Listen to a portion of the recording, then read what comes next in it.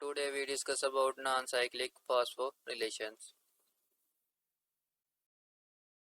ये non cyclic phosphorylation की एक लेबल डायग्राम है। कहते हैं इसमें होता क्या है। पहला स्टेप है कि फोटो सिस्टम टू क्या करेगा, लाइट को ऑब्जर्व करेगा। लाइट जब फोटो सिस्टम टू ऑब्जर्व कर लेगा तो इसके रिएक्शन सेंटर में से इलेक्ट्रॉन ऑक्साइड होंगे और इलेक्ट्रॉन ऑक्साइड होंगे किसके पास चले जाएंगे, प्राइमरी एक्सेप्टर के पास चले जाएंगे। ये होगा पहला स्टेप।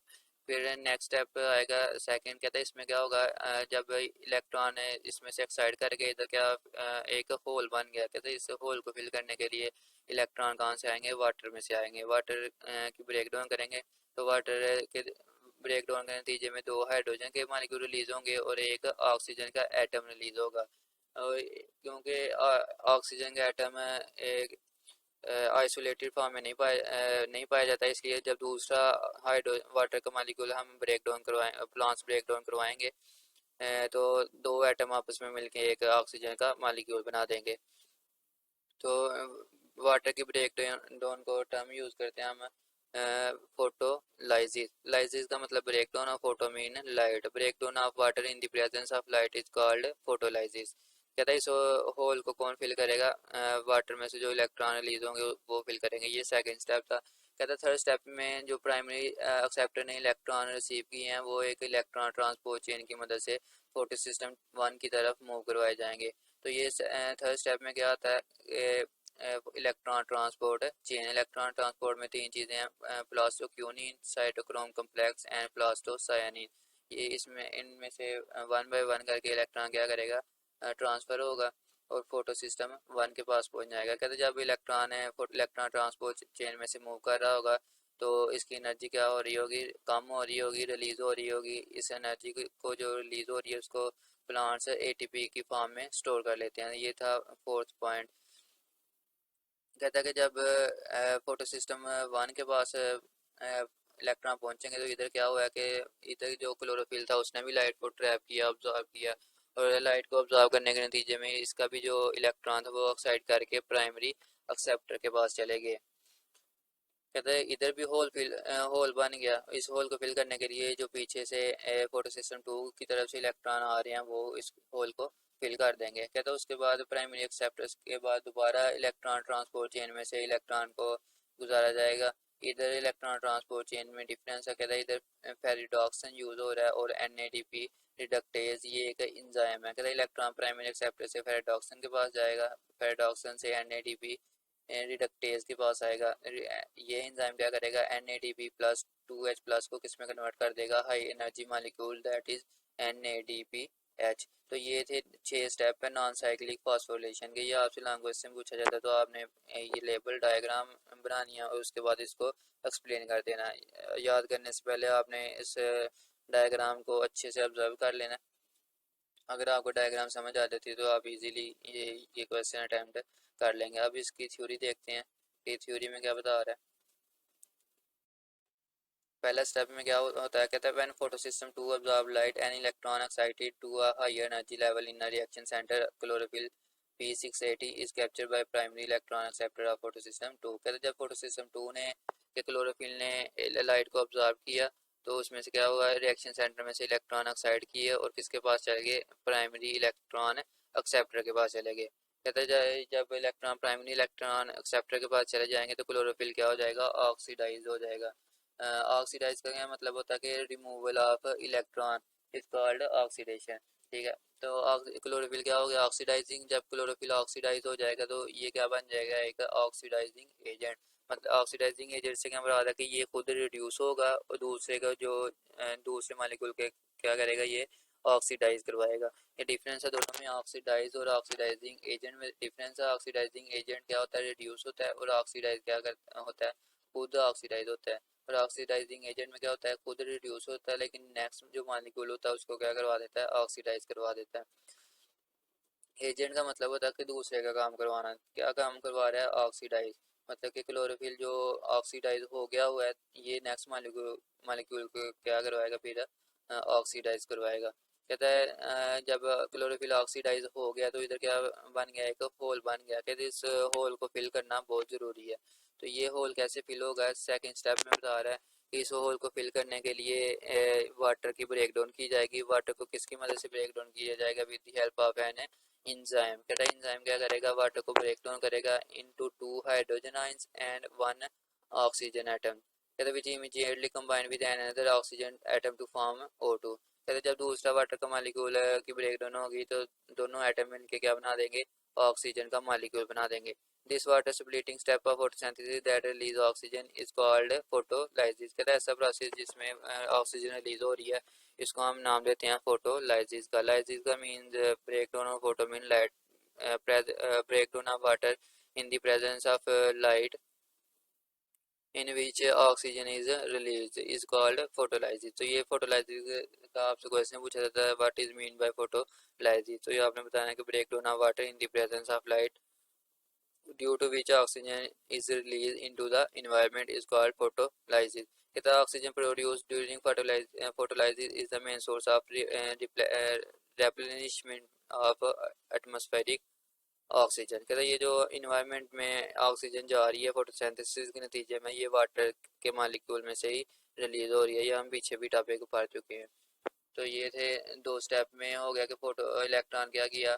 ऑक्साइड हुआ और किसके पास चला गया? प्राइमरी इलेक्ट्रॉन एक्सेप्टर के पास चला गया। नेक्स्ट क्या होगा? इलेक्ट्रॉन है, इलेक्ट्रॉन ट्रांसपोर्ट में चेन में से क्या करेगा? मूव करेगा। प्लास्टिक यूनियन के पास आएगा। प्लास्टिक यूनियन से साइटोक्रोम कम्प्लेक्स के पास और साइटोक्रोम कम्प्लेक्स से प्लास्टोसायनिन के पास। ये देखें जो जो इलेक्ट्रॉन ऊपर की तरफ जाएगा मतलब कि उसकी एनर्जी इंक्रीज हो रही है और जो जो नीचे की तरफ आएगा उसकी एनर्जी क्या हो रही है? कम हो रही है। तो ये देखें फोटो सिस्टम टू नीचे है थोड़ा सा किसकी निस्बत? Photosystem two. Photosystem two थोड़ा सा ऊपर करके लेबल किया गया लेकिन फोटो सिस्टम वन थोड़ा सा ऊपर करके लेबल किया गया लेकिन फोटो सिस्टम टू थोड़ा सा नीचे करके लेबल किया। ये ऐसा क्यों है? क्योंकि फोटो सिस्टम वन के पास क्या होती है? एनर्जी ज़्यादा होती है लेकिन फोटो सिस्टम टू के पास एनर्जी कम होती है। इसलिए आपने भी जब इसको लेबल करना है तो फोटो सिस्टम टू को नीचे लेबल करना है और फोटो सिस्टम वन को थोड़ा सा ऊपर करके लेबल करना है। इसी तरह प्राइमरी एक्सेप्टर है। Primary acceptor photosystem two का नीचे है और फोटो सिस्टम वन का ऊपर है। क्यों ऊपर है? क्योंकि इसमें एनर्जी ज़्यादा होती है। तो तीसरे स्टेप में हमने क्या पढ़ना कि इलेक्ट्रॉन क्या करेंगे? डिफरेंट इलेक्ट्रॉन ट्रांसपोर्ट चेन में से मूव करके एनर्जी को रिलीज करेंगे और जो एनर्जी रिलीज होगी उसको प्लांट्स किस फॉर्म में स्टोर करते हैं? इन दी फॉर्म ऑफ ATP। तो ये देखें प्राइमरी एक्सेप्टर क्या करेगा? इलेक्ट्रॉन रिलीज करेगा तो किसके पास चले जाएंगे? प्लास्टोक्यूनिन के पास चले जाएंगे। मतलब कि हमने पता है कि जो ऑक्सीजन को इलेक्ट्रॉन को रिमूव करता है वो क्या होता है? ऑक्सीडाइज। जो इलेक्ट्रॉन को रिसीव करता है वो क्या होता है? रिड्यूस होता है। मतलब कि प्राइमरी एक्सेप्टर ने इलेक्ट्रॉन को रिमूव किया, ये क्या हो गया? ऑक्सीडाइज। और इसने रिसीव किया तो ये क्या हो गया? रिड्यूस हो गया। तो आगे इसी तरह प्लास्टोक्यूनिन इलेक्ट्रॉन को रिमूव करेगा तो ये क्या हो जाएगा? ऑक्सीडाइज हो जाएगा। और साइटोक्रोम कम्प्लेक्स ने इसको इलेक्ट्रॉन को रिसीव किया तो ये क्या हो जाएगा? रिड्यूस हो जाएगा। इसी तरह साइटोक्रोम कम्प्लेक्स इलेक्ट्रॉन को प्लास्टोसाइनिन के पास भेजेगा तो खुद क्या हो जाएगा? ऑक्सीडाइज। और प्लास्टोसाइनिन क्या हो जाएगा? रिड्यूस हो जाएगा। तो इसी तरह जब प्लास्टोसाइनिन फोटो सिस्टम वन के पास इलेक्ट्रॉन को भेजेगा खुद ऑक्सीडाइज हो जाएगा और नेक्स्ट क्या कर देगा? रिड्यूस हो जाएगा। तो ये आपसे MCQ पूछता है कि क्यूनिन को ऑक्सीडाइज कौन कर रहा है? ठीक है, तो वो कौन ऑक्सीडाइज कौन कर रहा है? साइटोक्रोम कम्प्लेक्स कर रहा है क्योंकि ये इलेक्ट्रॉन को रिसीव कर रहा है। तो जब ये रिसीव कर लेगा तो प्लास्टोक्यूनिन क्या हो जाएगा? ऑक्सीडाइज हो जाएगा। इसी तरह पूछ सकते हैं कि प्लास्टोसाइनिन को ऑक्सीडाइज कौन कर रहा है? तो प्लास्टोसाइनिन को ऑक्सीडाइज कौन कर रहा है? प्लास्टोसाइनिन को ऑक्सीडाइड फोटो सिस्टम वन कर रहा है क्योंकि प्लास्टोसाइनिन से इलेक्ट्रॉन को कौन एक्सेप्ट कर रहा है? फोटो सिस्टम वन एक्सेप्ट कर रहा है। इसलिए प्लास्टोसाइनिन को ऑक्सीडाइज कौन कर रहा है? Photo system one. मतलब कि प्लास्टोसिन साइनिन और फोटो सिस्टम का जो प्रोसेस है इसमें रिड्यूसिंग ऑक्सीडाइजिंग एजेंट कौन है? Photo system one. क्योंकि ये फोटो सिस्टम वन है प्लास्टोसाइनिन को क्या कर रहा है? ऑक्सीडाइज करवा रहा है। इधर साइटोक्रोम कम्प्लेक्स और प्लास्टोसाइनिन के दरमियान है ऑक्सीडाइजिंग एजेंट कौन है? ऑक्सीडाइजिंग एजेंट प्लास्टोसाइनिन है क्योंकि प्लास्टोसाइनिन साइटोक्रोम कम्प्लेक्स को क्या कर रहा है? ऑक्सीडाइज कर रहा है। तो ये एजेंट और ऑक्सीडाइज में आपने डिफरेंस याद रखना है और MCQ आपसे डिफरेंट कंसेप्चुअल क्वेश्चन पूछे जा सकते हैं। अब इसकी थ्योरी देखते हैं।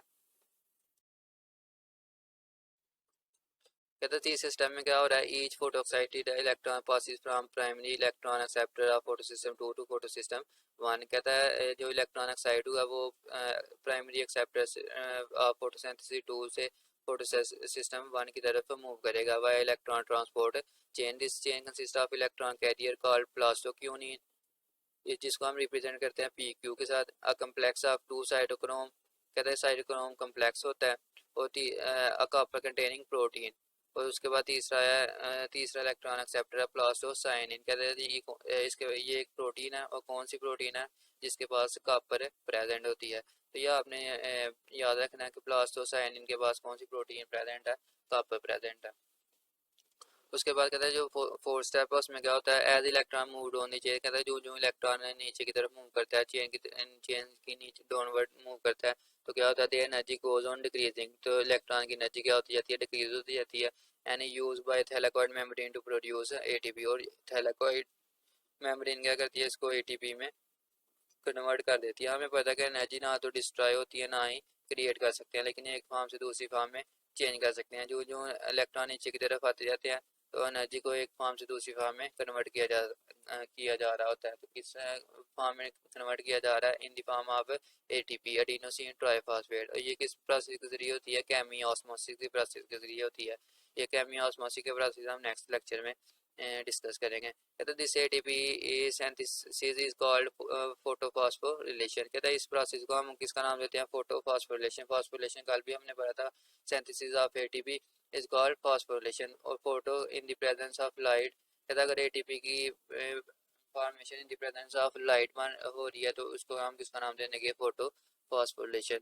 Specifically because it is driven by light energy. कहते हैं फोटो फॉस्फोरिलेशन क्यों कहा है इसको, क्योंकि ये किसकी प्रेजेंस में हो रही है, लाइट एनर्जी की प्रेजेंस में हो रही है। कहते हैं specifically ATP synthesise during non cyclic electron flow is called non cyclic photo phosphorylation.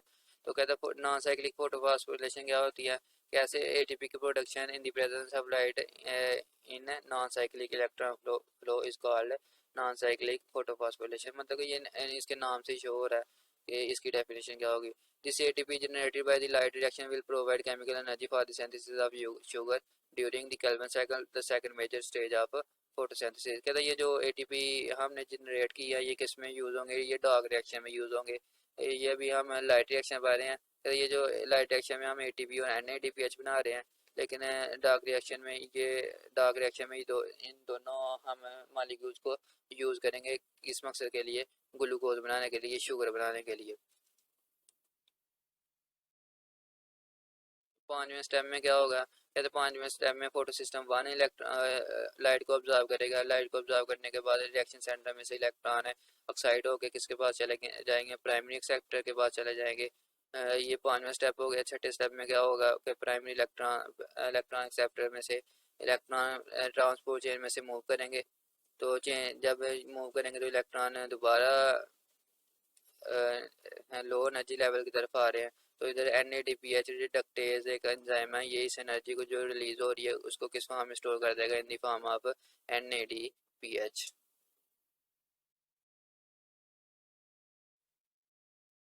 कहता है पांचवा पॉइंट है the electron reaches the bottom of electron transport chain and fill an electron hole in photosystem 700।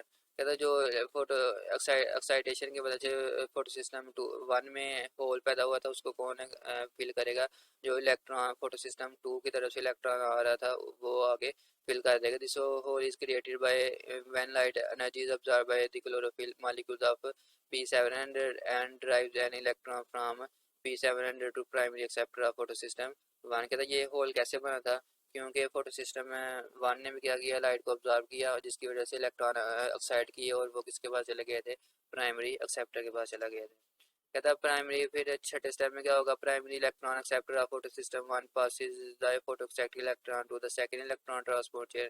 कहता photo system one से electron second electron transport chain से move करेगा, we transmit them to ferredoxin. कहता है ये इसको सबसे पहले किसके पास भेजेगा, ferredoxin, that is an iron containing protein. कहता है ये फेराडॉक्सिन भी एक प्रोटीन है जिसके पास कौन क्या प्रेजेंट होता है, आयरन प्रेजेंट होता है। पीछे हमने पढ़ा फेरो सायनिन, उसके पास कौन सी प्रोटीन थी, कॉपर थी। लेकिन फेराडॉक्सिन के पास कौन सी है, आयरन कंटेनिंग प्रोटीन है। ये कहता है यानी एंजाइम इसके फेराडॉक्सिन के बाद कहता है एक एंजाइम है that is called NADP reductase. कहता है ये क्या करेगा, NADP को किस में कन्वर्ट कर देगा, NADPH में। NADPH एक हाई एनर्जी molecules है। कहता है NADPH molecules will provide reducing power for the synthesis of sugar in the Calvin cycle। कहता है हम इसको NADPH को इसमें यूज करेंगे, डार्क रिएक्शन में यूज करेंगे for the synthesis of sugar. कहता है this pathway of electron through the two photosystem during non-cyclic photophosphorylation is also known as Z scheme from its shape. कहता है क्योंकि इस शेप से क्या बन रही है, जी शेप बन रही है, इसको हम जी स्कीम साइकिल का भी नाम देते हैं।